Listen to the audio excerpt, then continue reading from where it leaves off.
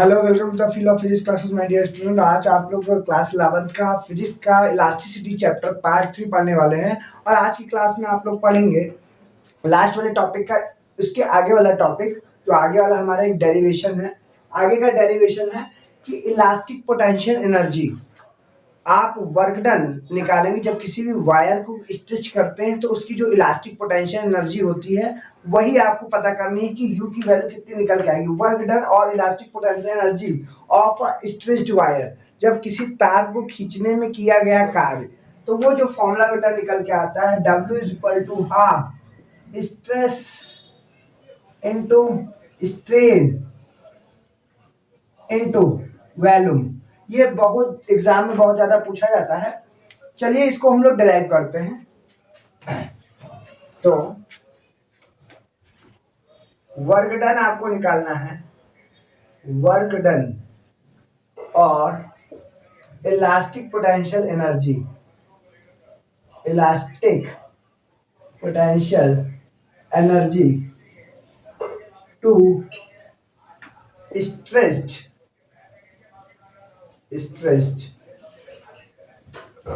अ wire, किसी भी तार को खींचने में किया गया कार्य।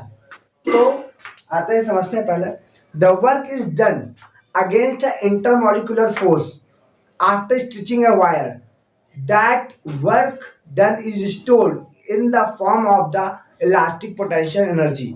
जब हम किसी भी वायर को खींचते हैं तो हमें इंटर मॉलिकुलर फोर्स यानी इंटर एटॉमिक फोर्स के अपोज पे, यानी जो कि रिस्टोरिंग फोर्स है, जब खींचेंगे तो उसके अगेंस्ट में कुछ वर्क डन करना पड़ता है। वही वर्क डन उस वायर में इलास्टिक पोटेंशियल एनर्जी के फॉर्म में कन्वर्ट हो जाता है बेटा। और वही चीज आप लोगों को प्रूव करनी है। चलिए, जैसे कि आपने किसी वायर को, ये आपका एक वायर है, इस वायर को आप एक्सटर्नल फोर्स लगाएंगे which is the deforming force, तो इसकी लेंथ L इंक्रीज हो जाएगी। और ओरिजिनल लेंथ बेटा जो कि थी स्मॉल l, तो ओरिजिनल लेंथ में जब हमने आप इसमें mg एक्सटर्नल फोर्स लगाया, ठीक है, F बराबर mg कोई वेट लटकाया, तो इसकी लेंथ L हो गई। उस सिचुएशन पे इसमें जो वर्क डन हुआ, इसकी लंबाई को बढ़ाने में, लंबाई को इंक्रीमेंट करने में, इंक्रीज में, तो इंक्रीज इन लेंथ में, तो वही वर्क डन आपको पता करना है क्या होगा। चलिए, पहले तो आपको ये पता होना चाहिए इस वायर का कुछ ना कुछ यंग मॉडल्स ऑफ इलास्टिसिटी होगी। तो आप लोगों को पता है कि y is equal to F upon a stress upon strain होता है, तो ये हो जाएगा कैपिटल L स्मॉल l। तो y बराबर आपका निकल के आ जाएगा FL और A इंटू L हो जाता है। ठीक, इसको आप इक्वेशन नंबर बना के, चाहे छोड़िए इधर, या तो पहले आप एक काम करिए, फोर्स लगा रहे हैं रिस्टोरिंग फोर्स, उसकी वैल्यू निकाल लीजिए। F बराबर y A L upon L, ये आपका F की वैल्यू आ जाएगी, ध्यान से देखिएगा। तो आपका F बराबर आ जाएगा y A L upon capital L। इसको इक्वेशन नंबर 1 बना लीजिए। अब देखिए बेटा, ये y A L upon capital L equation 1 बन गया। इतना आपने फोर्स लगाया जिसको वायर को खींचने में।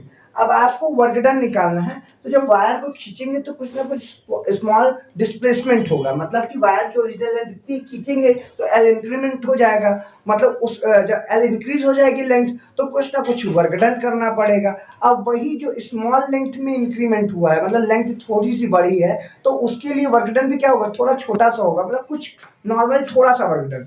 अब पूरे नेट वर्क डन निकालने के लिए आप लोगों को बताया हमने, जब भी नेट वर्क डन निकालना आप सीधे इंटीग्रेशन कर दीजिए। आप टोटल वर्क डन निकालेंगे, तार को चाहे जितना बड़ा लंबा खींचे, उसमें नेट वर्क डन का आपको फॉर्मूला निकल के आ जाएगा। तो देखिए, अभी तो आपने फोर्स लगाया बराबर Y L upon capital L आया। अब आपको निकालना है net work done.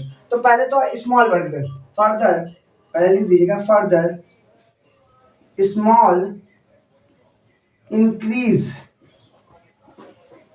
In length of wire, मतलब तार में, तार को जब खींचा गया, एफ फोर्स लगाया गया, उसकी लंबाई में वृद्धि हो गई, लंबाई बढ़ गई, जो कि है स्मॉल एल। तो उसके अकॉर्डिंग आपको वर्क डन पता करना होगा। देन वर्क डन, आपको ये स्मॉल वर्क डन, सूक्ष्म लंबाई मतलब स्मॉल डिस्प्लेसमेंट हुआ, तो डी डब्ल्यू बराबर, सभी को पता W by F into S होता है। तो एफ इंटू एस की जगह स्मॉल लेंथ कितनी इंक्रीज हुई, एल हो गई, तो एफ इंटू एल, और यहाँ पे आपका हो जाएगा डब्ल्यू का फॉर्मूला एफ इंटू एल, और ये हो जाएगा एफ, एक minute, F D L small. मान लीजिए ये लेंथ तो आपका जो ज्यादा लेंथ इंक्रीज है, स्मॉल छोटी सी लंबाई में वृद्धि हुई, मतलब कुछ हल्का सा छोटा सा लेंथ में इंक्रीज हुआ, तो हमने डीएल मान लिया। एफ इंटू एस की जगह एफ डी एस की जगह एफ डी एल हो गया। ये बात तो आप लोगों ने फॉर्मूला पढ़ा भी होगा। स्मॉल वर्क डन हो तो एफ डब्ल्यू बराबर एफ इंटू एस, या एफ डी डब्ल्यू बराबर एफ इंटू डी एस, उसी की जगह डी डब्ल्यू बराबर एफ इंटू डी एल हो गया। राइट, सिंपल है, छोटी सी हमने हल्का सा फोर्स लगाया। अब देखिए, अब आप क्या करें, इक्वेशन 1 से f की वैल्यू उठाए यहाँ पे रख दे। ध्यान दीजिएगा, थोड़ा नीचे चला जाएगा, इसलिए बेटा हम इसको फिगर को आप लोगों ने देख लिया, इस फिगर को नोट कर लीजिएगा। हम यहाँ पे ये डेरिवेशन कर दे रहे हैं, ठीक है, ताकि आपको ये अच्छे से ये डेरिवेशन समझ में आ जाए। तो इसी के आगे है इक्वेशन सेकंड, हम कर देते हैं putting the value of f in equation second, या from equation first and second. यहाँ लिख देते हैं from equation first and second, पहले और दूसरे से। हिंदी इंग्लिश और हिंदी वाले कंफ्यूज नहीं होंगे, बिल्कुल वही तरह है। आपने पहले बल निकाल लिया, प्रतिबल निकाल लिया, फिर सूक्ष्म उसके लंबाई में परिवर्तन हुआ, सूक्ष्म परिवर्तन डेल्टा एल लंबाई में वृद्धि हो गई, तो एफ इंटू डी एल सूक्ष्म वर्क डन निकाल लिया, डी डब्ल्यू बराबर F into D W, F into D L. अब हम समीकरण 1 से उठाकर वैल्यू एफ की यहाँ रख देंगे, और हमें कुल मिलाकर के कार्य या प्रत्यास्थ स्थितिज ऊर्जा का फॉर्मूला U की वैल्यू मिल जाएगी। किसी भी तार को खींचने में किया गया कार्य, वो वही, यही डेरिवेशन है, हिंदी वाले ध्यान रखेंगे। अब इस वैल्यू को आप यहाँ पे हम सॉल्व कर देते हैं, तो F की वैल्यू उठाया हमने, यहाँ रखा, तो ये हो जाएगा बेटा आपका D W is equal to F, यहाँ रख रहा है एफ डी एल, और D W is equal to हो जाएगा, एफ की वैल्यू उठाइए यहाँ से, वाई ए एल, और एल, फिर ये हो जाएगा डी एल।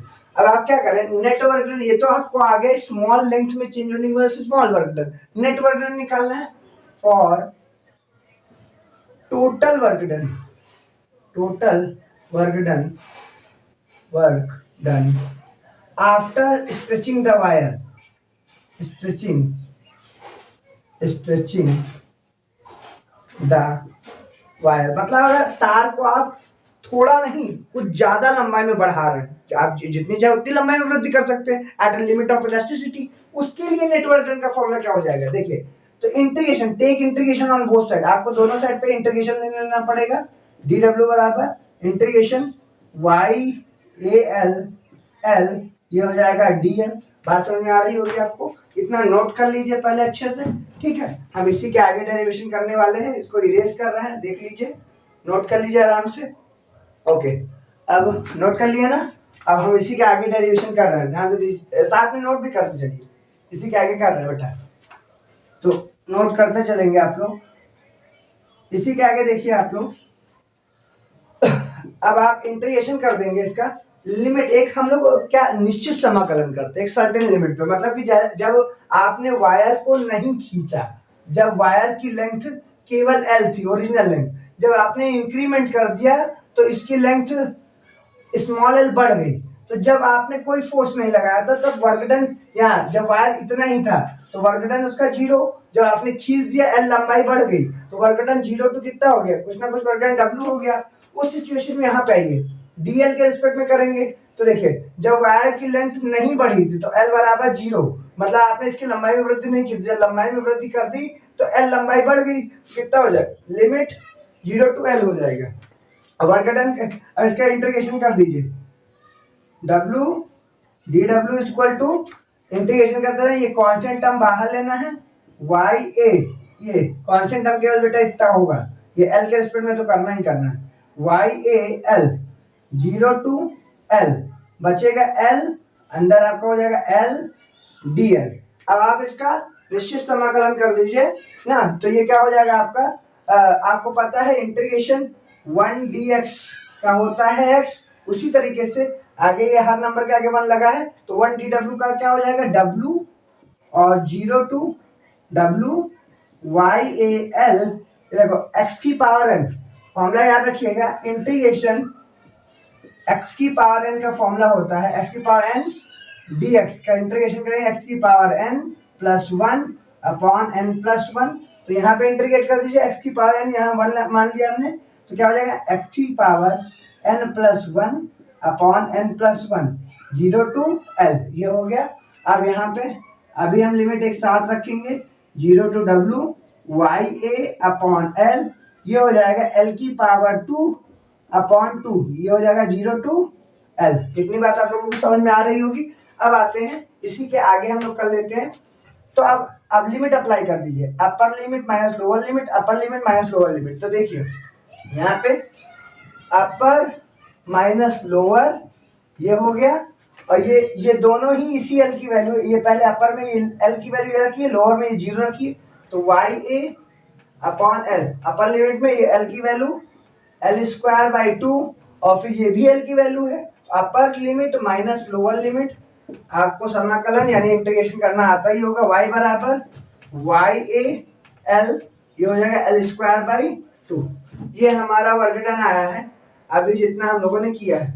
इसको हम आगे सॉल्व करेंगे, क्योंकि नेट वर्क डन का जो पोटेंशियल एनर्जी का फॉर्मूला होता है, स्थितिज ऊर्जा किसी तार को खींचने में किया गया कार्य, वो होता है हाफ प्रतिबल गुणे विकृत गुणे आयतन, half stress strain into volume. वही आपके एग्जाम में बहुत ज्यादा पूछा जाता है। चलिए उसके लिए क्या करेंगे, उसके लिए हम L से ऊपर मल्टीप्लाई L से नीचे मल्टीप्लाई, फॉर्मूला बनाने के लिए ऐसा करते हैं हम लोग। तो W बराबर हो जाएगा बेटा, देखिए फॉर्मूला हम लोग सेट कर रहे हैं। तो पहले आपका हो जाएगा y, उसके बाद हम क्या करेंगे, सबको अलग अलग ब्रेक कर देंगे। ए को इधर दे देंगे, एक एल है, इस एल को भी ब्रेक कर देंगे। तो देखिए ये वाला एल हम पहले इस ए को इधर लेके जा रहे हैं और बाकी इस एल को तोड़ रहे हैं, एल इंटू एल, ये हो जाएगा हमारे पास। उसके बाद आपके पास जो वैल्यू आएगी यहाँ पे, इसको थोड़ा सा हम इधर ट्रांसफर कर देते हैं, एल इंटू ए बेटा हो जाएगा। नीचे आप हाफ को बाहर ले लीजिए, ऐसा आपके पास नीचे की वैल्यू बची एल, और साथ ही साथ आपका ये एल।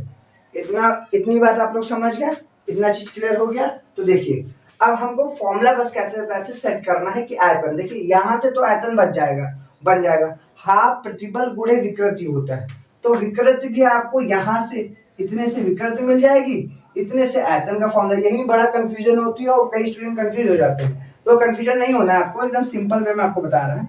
तो देखिए y इज इक्वल टू होता है यंग मॉडुलस का स्ट्रेस अपॉन स्ट्रेन, ये फॉर्मूला होता है स्ट्रेस अपॉन स्ट्रेन। तो y इज इक्वल टू, देखिए स्ट्रेस पढ़ा रहने दीजिए, उसी तरह स्ट्रेन को क्या लिखा जा सकता है, ऐसा बिल्कुल हमने कई बार बताया, ओरिजिनल लेंथ और लेंथ की, इसको इधर मल्टीप्लाई कर दीजिए, y into L equal to क्या हो जाएगा स्ट्रेस। ये बात समझे आप लोग। तो देखिए स्ट्रेस इतने की जगह हम लोग क्या लिख सकते हैं स्ट्रेस, यानी कि y into L upon L की जगह स्ट्रेस लिखा जा सकता है, नहीं लिखा जाता है, उसी के बराबर होता है। तो हम क्या करेंगे, ध्यान से देख लीजिए, वाई ए एल, वाई ठीक है, वाई एल स्मॉल एल और कैपिटल एल की जगह हम स्ट्रेस लिख देंगे। अब इसको इरेज कर रहे हैं हम, ठीक है।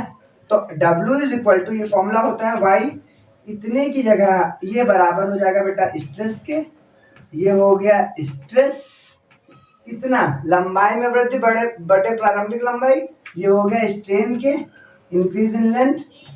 और देखिए ये एरिया हो गया, एक और लंबाई हो गई, 3 dimension, length into breadth into height, इसको हम वॉल्यूम लिख सकते हैं, ये वॉल्यूम के बराबर है।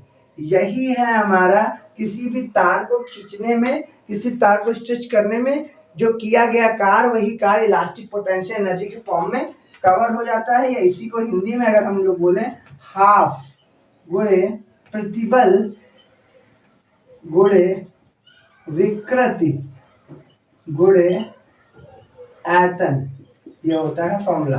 ये आपको प्रूव करना रहता है। और अगर आपको, क्योंकि पूछा जाता है प्रति एकांक आयतन के लिए, पर यूनिट वॉल्यूम के लिए पोटेंशियल एनर्जी का फॉर्मूला, और पर यूनिट वॉल्यूम, मतलब वॉल्यूम को अगर हम लोग 1 मान ले, 1 मान ले, तो नोट करते चलिएगा आप लोग, वॉल्यूम को अगर 1 मान ले, 1 सेंटीमीटर क्यूब या 1 मीटर क्यूब, तो हम लोग यहाँ पे 1 रख देंगे, या आयतन की जगह 1 रख देंगे, तब हमारा इलास्टिक पोटेंशियल एनर्जी का फॉर्मूला क्या निकल के आएगा, वो देख लीजिए बेटा, बहुत इंपॉर्टेंट डेरिवेशन है ये। तो ये हो जाएगा W बराबर half into strain into into half into stress into strain, और भैया इसकी जगह हो जाएगा 1। तो आपका यही W बराबर हाफ स्ट्रेस इंटू स्ट्रेन या प्रतिबल गुणे विकृत, ये हो जाएगा आपका इलास्टिक पोटेंशियल एनर्जी का फॉर्मूला प्रति एकांक आयतन के लिए, या एक आयतन को 1 सेंटीमीटर क्यूब या 1 मीटर क्यूब ले। तो हाफ स्ट्रेस इंटू स्ट्रेन, ये आपका फॉर्मूला निकल के आएगा। ध्यान से देख लीजिए, हाफ प्रतिबल गुणे विकृत। हिंदी वाले समझ गए? हिंदी वाले के लिए डेरिवेशन के लिए आप यहाँ लिख दें, हो सकता है उनको डेरिवेशन में किसी भी तार को खींचने में किया गया कार्य या प्रत्याशित स्थितिज ऊर्जा, हम लिख दे रहे हैं किसी तार को खींचने में, बुक में देख लीजिए आप लोग, खींचने में किया गया कार्य ना, या प्रत्याश स्थितिज ऊर्जा का फॉर्मूला रहा, प्रत्याश स्थितिज ऊर्जा का फॉर्मूला हाफ प्रतिबल गुणे विकृत गुणे आयतन, या हाफ प्रतिबल गुणे विकृत। एग्जाम में बेटा बहुत पूछा जाता है, ये डेरिवेशन बहुत इंपॉर्टेंट है, ये आप लोग अच्छे से देख लीजिए, ठीक है। अब इसको हम लोग इरेज करते हैं, आगे आपका नेक्स्ट एक और डेरिवेशन है। इस टॉपिक को अच्छे से समझ लिया होगा आप लोगों ने, इरेज कर रहे हैं हम, ओके। चलिए, तो बड़े इंपॉर्टेंट टॉपिक हैं ये, आपके एग्जाम में बहुत ज्यादा पूछे जाते हैं। अगला जो है वो आपको प्रूफ करना है बेटा, प्रूफ करिए कि जो स्टील है is a more elastic than the rubber. आपको ये बात सिद्ध करनी है, एग्जाम में पूछी जाती है कि जो स्टील होता है वो रबर की तुलना में अधिक प्रत्यास्थ होता है। ये डेरिवेशन भी आपकी बुक में है, पूछा जाता है कि आपको पूछना, आपसे ये कहेंगे proof that steel is more elastic than rubber. Hindi वाले लिख लें, ठीक है, हम हिंदी ऐसे बोलते ही चल रहे हैं, बिल्कुल उसी तरह जो आपकी बुक में है। सिद्ध करें कि स्टील रबर की तुलना में अधिक प्रत्यास्थ है। इलास्टिक मतलब प्रत्यास्थ, स्टील रबर की तुलना में अधिक प्रत्यास्थ है। कैसे होगा भाई, इस बात को कैसे प्रूव करेंगे? तो देखिए, पहले आप एक वायर लीजिए, ये वायर ले लिया हमने, ये हमने एक स्टील का वायर लिया, और एक तरफ हमने रबर का वायर ले लिया, ये रबर का कोई एक ऐसा चीज है जो वायर के शेप का है, ठीक है। अब जैसे स्टील को, इसका प्रत्यास्थ गुणांक YS होगा, इसकी लंबाई हमने मान ली LS है, और जब हमने इसमें भार लटकाया, कोई वेट लटकाया, तो इसकी लंबाई में जो वृद्धि हो गई, mg वेट लटकाया, वो बेटा हो गई डेल्टा LS। इसको आप डेल्टा LS मान लें। स्टील है, S मतलब स्टील, ये स्टील है, और इधर वाला आपका है, ठीक है, रबर। स्टील है, ये आपका रबर। तो अब आपको प्रूफ करना है, रबर में भी यही काम हुआ, हमने mg वेट लटकाया, लंबाई में वृद्धि हुई, और लंबाई LR हो गया, और ओरिजिनल लेंथ हो गई बेटा इसकी, ये देखिए, ये लंबाई LR थी ओरिजिनल लेंथ, और डेल्टा LR हो गई, ये हो गई डेल्टा LR जब लंबाई में वृद्धि। आज समझ रहे हैं आप लोग? ठीक है, ध्यान से देखिएगा, इंपॉर्टेंट है ये भी। एक्चुअली क्या है, यहाँ पे आप लोग को लैंग्वेज लिखना पड़ेगा कि स्टील और रबर में स्टील को अधिक प्रत्यास्थ दिखाने के लिए समान लंबाई के दो तार लेते, let it take equal length of wire which is steel and rubber. Steel और रबर के दो इक्वल लेंथ के वायर लेते हैं, इनकी लंबाइयां बराबर है, LS और LR बराबर है, लेकिन जब भार लटकाएंगे ये भी वेट भी बराबर है। यहाँ पे ये आप लोग की लैंग्वेज में लिखाया जाएगा, आपके बुक में ये लिखा होगा कि समान वेट के, उन पे भार इक्वल वेट का है।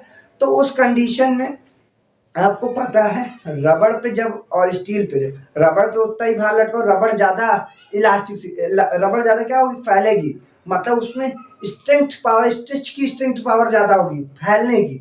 आप ध्यान दीजिएगा, यहाँ कंफ्यूज मत होइएगा, इलास्टिक का मतलब यहाँ पे ये वर्ड ध्यान दीजिए, इलास्टिक।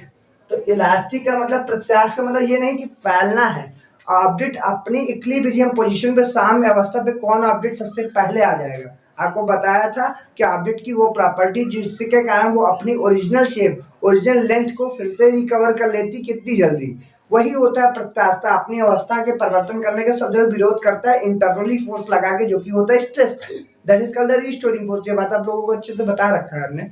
तो इलास्टिक का मतलब ये मत समझिएगा कि किसी चीज पे बाहर लटका है तो वो बहुत नीचे की तरफ फैल रहा है। वो कितना इंटरनली अंदर की तरफ आ रही है ऑब्जेक्ट, अपनी अवस्था में, अपनी वही इक्विलिब्रियम पोजीशन पे, साम्य अवस्था पे कौन ऑब्जेक्ट, कौन वस्तु कितनी जल्दी आ जाती है।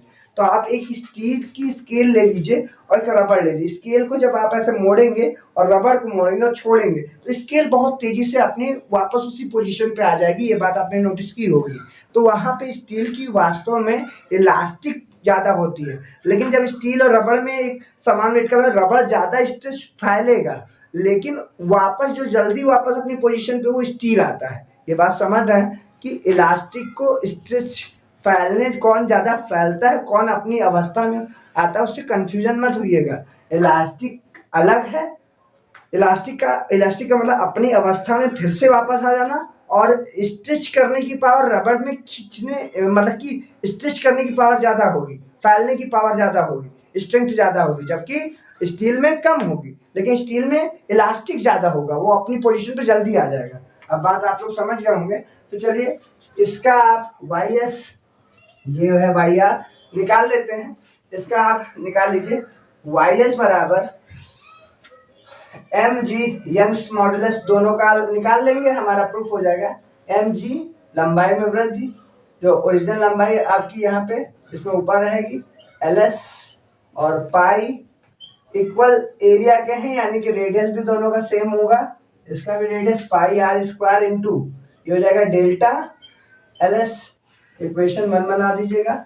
इस तरह ये स्टील के लिए, स्टील का यंग मॉडुलस, यंग्स मॉडुलस निकालेंगे, लैंग्वेज लिख लेंगे आप लोग, मॉडुलस, फिर Young's modulus, modulus of elasticity of rubber. तो भैया रबड़ का आप लोग लिख लीजिए बेटा, तो हो जाएगा वाई आर बराबर M G L R pi R square into delta L R. Equation number 2 बना लीजिए। अब देखिए स्टील रबड़ की तुलना में ज्यादा प्रत्यास्थ इलास्टिक है, ये बात आप लोग जानते भी हैं। आपको हमने खींचकर भी बताया कि रबड़ में लटकाओ तो रबड़ ज्यादा फैलेगा, लेकिन स्टील में उतना लटकाओ, लेकिन स्टील अपनी अवस्था में सबसे पहले आएगी, तो इसलिए ये ज्यादा है। तो इसको ऊपर रखते हैं। समीकरण एक से एक को 2 से भाग देने पर, अच्छा यहाँ पे ये जरूरी नहीं कि आप 1 से 2 को ही भाग दो, ये ज्यादा है इसी की बात किया। आप 2 को 1 से दोगे तब भी बात वही, प्रूफ यही निकल के आएगा कि स्टील अधिक प्रत्यास्थ है। वो देखिएगा आप। तो Y S upon Y R is equal to M G L S और pi R square into delta L S upon M G L R pi R square into delta L R. ठीक है, delta L are. ये बात आप लोग को समझ में आ रही होगी। अब करेंगे क्या, एम जी से बेटा ये एम जी कैंसिल हो जाएगा, पाई आर स्क्वायर से पाई आर स्क्वायर कैंसिल हो जाएगा, नीचे का पलट जाएगा ऊपर। देखिएगा आपके पास आगे क्या बचेगा, L S upon delta L S. ये डेल्टा एल आर इससे मल्टीप्लाई हो जाएगा, ये बात आपको समझ में आ रही होगी। डेल्टा एल आर अपॉन ये ऊपर गया, ये नीचे रह जाएगा, और ये नीचे एल आर नीचे रह गया। ये बात क्लियर हो गई। इसको देख लीजिए, समझ लीजिए। हम इरेज करने वाले हैं, हम इसको इरेज कर रहे हैं नीचे, नहीं तो आप लोगों को हो सकता है शायद थोड़ा बहुत ना क्लियर दिखाई पड़े। तो देखें हमारे पास जो वैल्यू आ गई तो बेटा कुछ इतनी है, Y S upon Y R is equal to L S, delta वाला एक साथ ले रहे हैं, ऐसे सिंपल वाला अलग ले रहे हैं, L S upon L R into delta L are upon delta L S. देखिए जब आप इस डेरिवेशन को करेंगे, इसको प्रूफ करेंगे, तो स्टार्टिंग में लिखेंगे हमने पहले ही बोला समान लंबाई के वायर होने चाहिए, मतलब इक्वल लेंथ होनी चाहिए, इक्वल वेट लटकाया गया है। इसका मतलब जो इनकी ओरिजिनल लेंथ थी रबड़ की थी एल आर और स्टील की थी आपकी एल एस, दोनों इक्वल होंगे। ये बात आपको पहले लिख देनी है और साइड में हेंस करके भी दिखा देना है।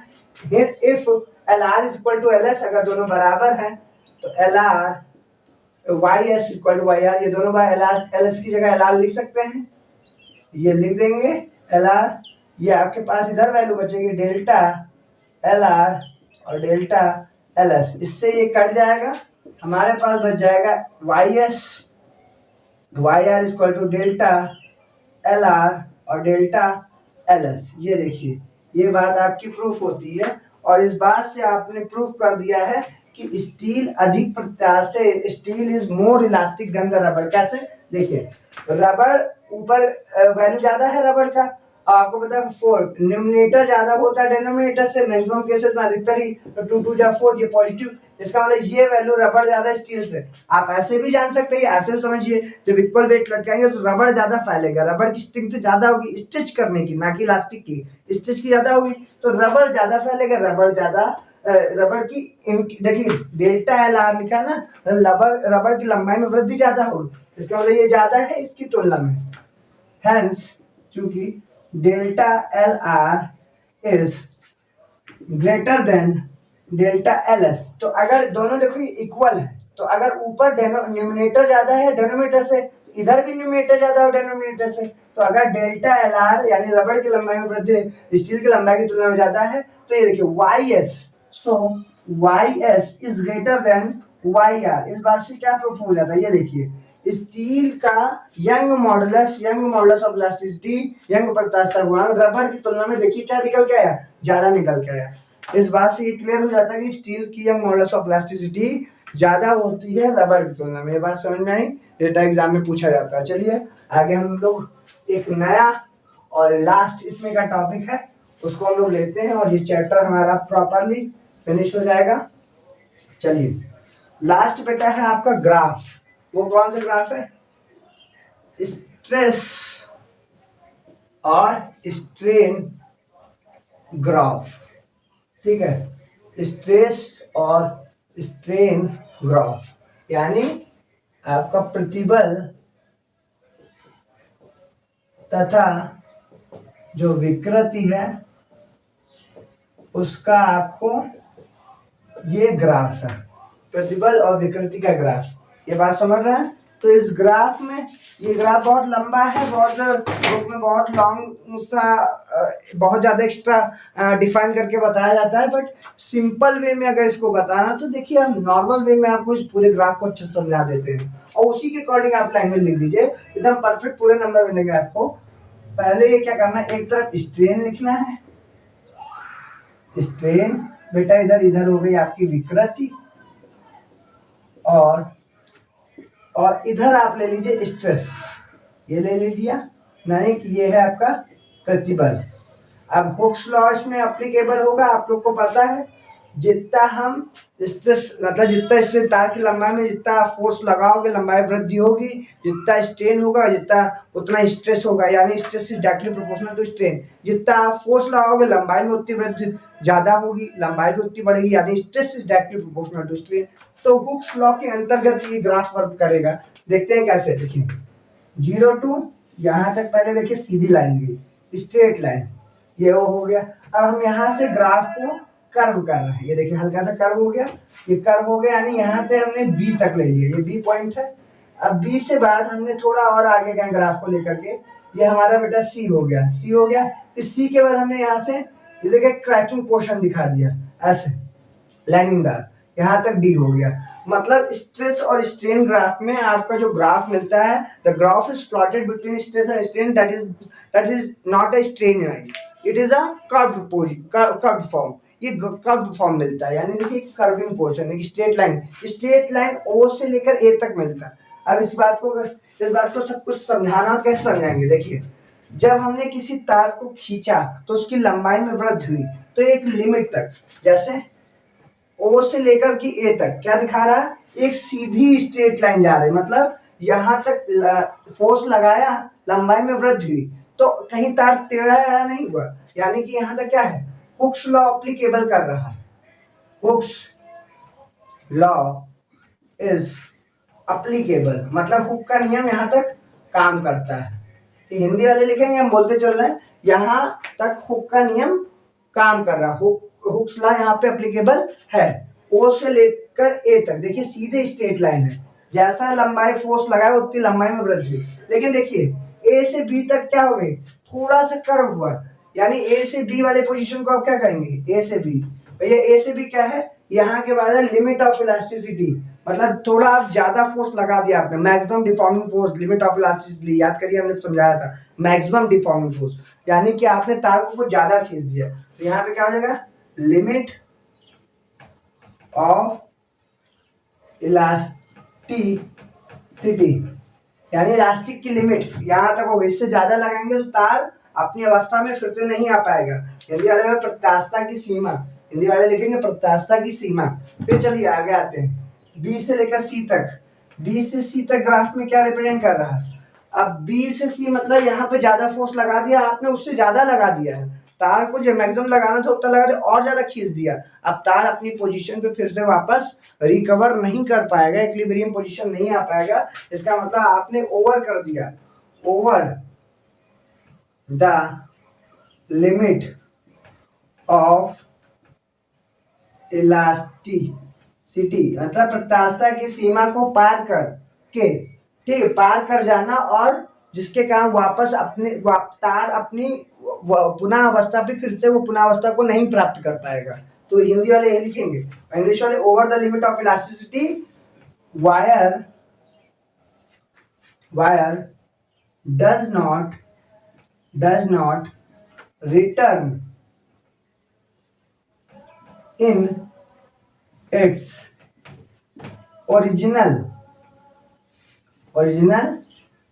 पोजीशन, मतलब यहां से वायर अपने ओरिजिनल पोजीशन पे पुनः स्थिति पे, साम्य अवस्था पे, पहले की अवस्था पे फिर से वापस नहीं आ पाएगा। इंग्लिश वाले प्रत्यास्थता की सीमा को पार कर जाना, ए बी से लेकर सी तक वाला, और वायर अपनी यानी तार अपनी पुनः अवस्था को या पुनः साम्य अवस्था में वापस ना लौट पाना, या तार का अपनी पुनः साम्य अवस्था में वापस ना लौट पाना, ये है बी से लेकर सी तक का पॉइंट।